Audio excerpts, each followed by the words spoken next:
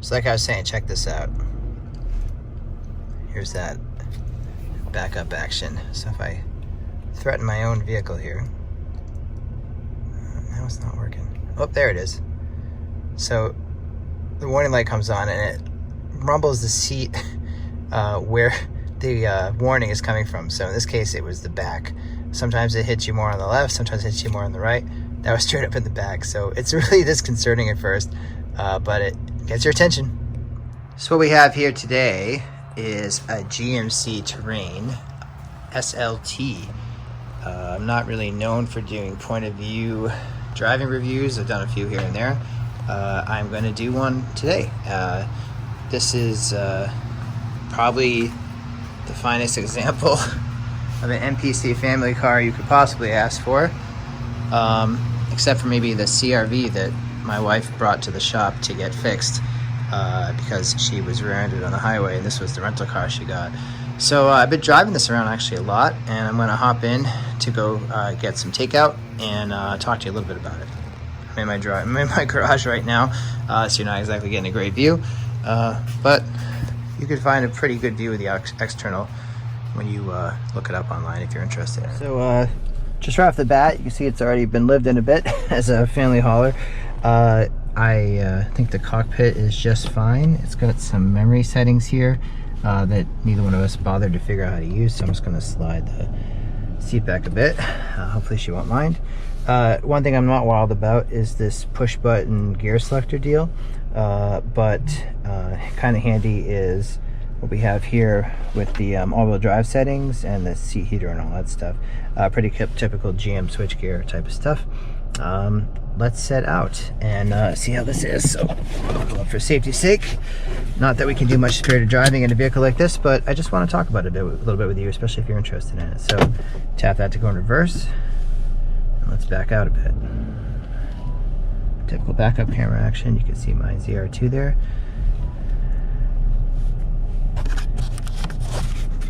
And it's spring, so there's pollen. That so you can get some of that green stuff off of there. Okie dokie, setting forth or setting back in the GMC Terrain. It's a 2022 SLT. It is a rental car. It has 56,000 miles on it. I drove this all the way from Connecticut to Boston and back and all around the city, and there's definitely some niggles to be had with it, but if you want to get close to 30 miles a gallon, and I really have no problems driving it like that. It's a perfect car for a family trip, commuter type of thing. I, again, have some niggles with it. Not crazy about the gear selection, especially if you need to do a 3-point turn or something. You give yourself carpal tunnel trying to flip between the gears, and it's not exactly fun to drive. I actually want to do a comparison piece between this and the Kona N, which I was in recently, just because you are looking at that $35,000 to $38,000 range between the two cars, and they both have vastly different purposes. And I think it's funny that while you might be tempted to just jump into the enthusiast model, you do sacrifice practicality, which, depending on what your wants and needs are, might be the right choice to go with terrain like this. With this, I'm going to assume you have much lower running costs. Being a commodity GM vehicle, you're not paying for premium gas. Your insurance is probably cheaper. You have more practicality because there's more room in the seats and the hatch, especially in the back seat. So I think that it might not be as obvious a choice as it might seem to be on the surface, even though I personally would rather get the Kona N, but maybe you wouldn't. It kind of depends on what you and your family need. So anyway, we're just going to drive on some shorter back road type stuff, and maybe we'll take it home on the highway just to talk about it. My only problems with this car being a rental car is that the brakes are shot when you are going with any sort of speed, and I can't replicate it now because we're not going fast enough, but the rear end shakes all over the place. The brakes are really bad in the rear. They probably are well past their life. I doubt they've ever been replaced. It's probably metal on metal. It It's quiet back there, but really, really bad. When the rotors start getting engaged, you're kind of rumbly. There's all kinds of safety stuff in here, and some of it is helpful, some of it is distracting. So blind spot monitoring is good on this car. Just a simple light in the side mirror, which I'm trying to show you right now. So I like that type of blind spot monitoring. I'm not nuts about the really invasive ones that jerk the wheel away from you or whatever. So that part's kind of cool. One thing that's kind of interesting, I don't know if it's good or bad, it's a matter of preference, I guess, is when you're backing up, if you're near an object, it'll rumble the seat a little bit. And I haven't experienced that in any vehicle yet, and it's kind of a funny sensation. I don't know how useful or helpful it is, but it's certainly novel. So if you're looking for a little bit of I don't know, excitement in your life, you could just start backing the car up near your garage or something, and you'll get a little bit of a vibration. But all kidding aside, you know, if you're quick in a hurry and you don't want to back into somebody or something or someone, and that might be a quick little reminder to keep you out of trouble, so that's good. Even though this car is a bit beat down, again, it's a 2022 and it's already got 56,000 miles, so the sucker's been driven. There's no creaks or rattles. It's really smooth. Now, this is pretty smooth pavement, but you know, coming from someone like me who drives a truck as a daily driver, it's obviously night and day. It's very, very smooth and relaxed to drive this, and I think that compared to even other passenger vehicles, like I said recently, I was in a Kona Ed for a while, and this is obviously much more comfortable in that regard. The suspension is, I wouldn't say it's soft or floaty.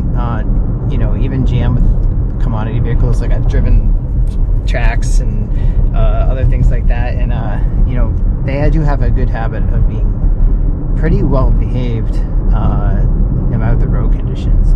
We're going to test that out a little bit on a short jaunt here, but I'm running over some manhole covers and some cracks in the road. You know, we are in New England and it's springtime, so if there's ever a time to test out bad road conditions, it's now, and the frost heaves haven't been touched or repaved or anything.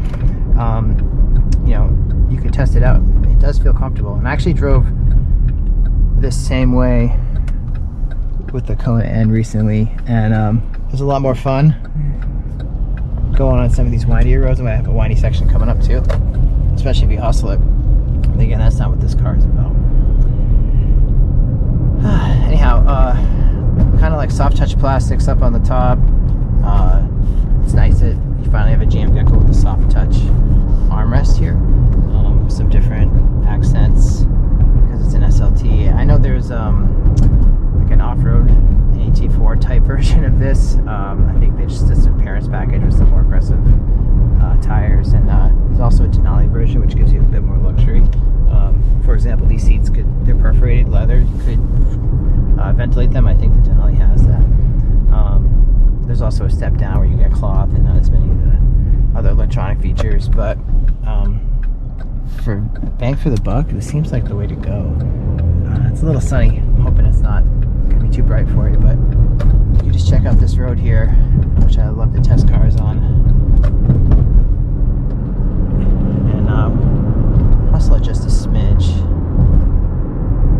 And it's in two-wheel drive mode right now, and you know, despite being beat down and not being really a hustle type car, it feels pretty good through here. And you know, it's a turbo. It's a small 4-cylinder turbo, and it has a decent amount of pickup, but just trying to get through some of these corners and force a little bit of motion.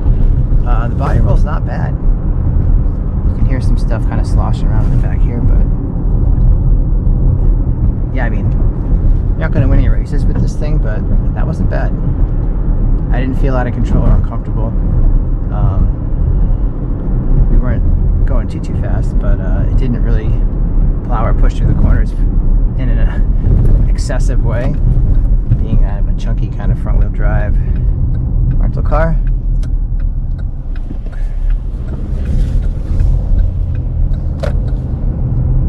We're just gonna head up the hill here. Maybe get a chance to step on it a little bit. Not much to see or talk about at the moment. There is auto stop start. The button turned off. It's around here somewhere. Maybe it's not. It is an auto start stopping at the moment anyway. Cruise control on this is nice.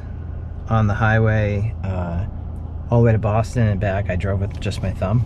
It's not a radar cruise control, but you can just set it, forget it, or if you're in kind of like traffic that undulates, ebbs and flows, whatever, you can drive with your thumb halfway decently. Just to speed up, slow down. All right, let's just punch up this hill a little bit. I mean, it's not fast, but got up to 50. And there's a wobble on the brakes. All right, I'm going to get some pizza, as they call it where I'm from. So I'm going to give you a break. I'll be back in a second when we get on the highway, just all the way home to tell you a little bit more. And we'll call it a day. Oops, that's a lot of hand sanitizer. Okay, we are back inside of our excellent, amazing rental car, the GMC Terrain Slt. Let's switch it to all-wheel drive. And actually there's an off-road mode too. But we'll switch it to all-wheel drive, sorry. And let's see if we can get on the highway this time and see if that helps out any acceleration or performance or anything like that. And even though it's like 60 degrees, we're gonna turn on the heat seater here to keep the pizza warm. Cause you know, that's what we do. Panoramic sunroof, I'm not gonna turn that on or open that up so you can hear me. But we're gonna avoid getting into an accident. And then we're gonna head down the road here and hit the highway. Let's see how it goes.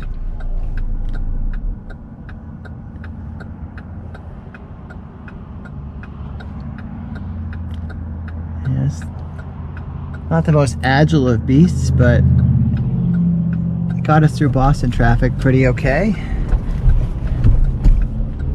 And this is just suburban Connecticut traffic. So nothing on Boston.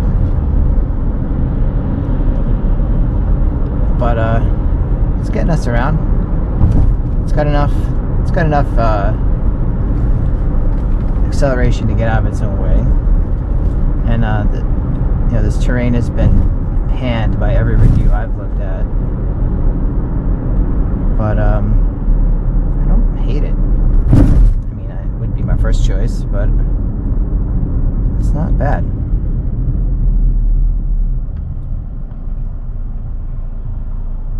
So definitely comfort is a priority here, and they nailed that for an economy style vehicle. It's kind of weird saying an economy vehicle costs $35,000, $40,000, but that's kind of where we're at right now.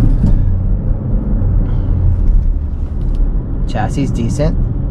GM does that well. And it's pretty economical for what it is. Turbo 4 does its job. Doesn't kill you at the pump. Again, I'm used to driving a truck. I don't know why that guy says Joe the hoe's gotta go. I'm assuming we all know who that's about, but I haven't heard that one before. Tempted to ask him, but it's a rental car.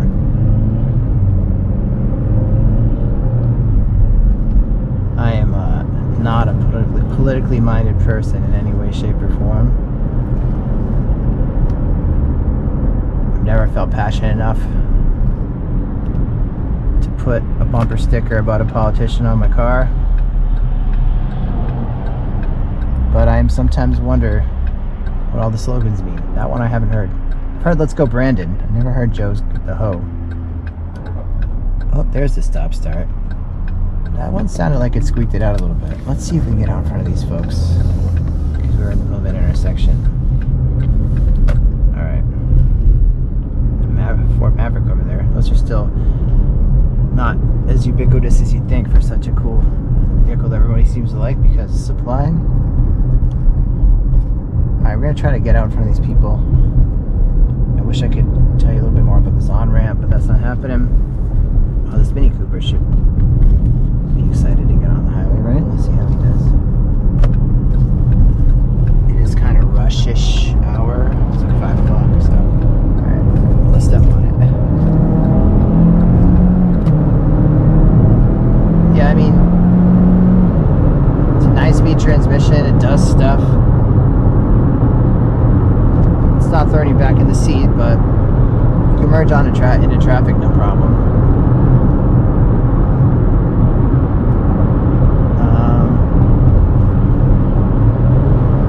There's definitely a detent on the gas pedal. Lets you go so far that if you actually want to go, you gotta give a little bit more power on your foot.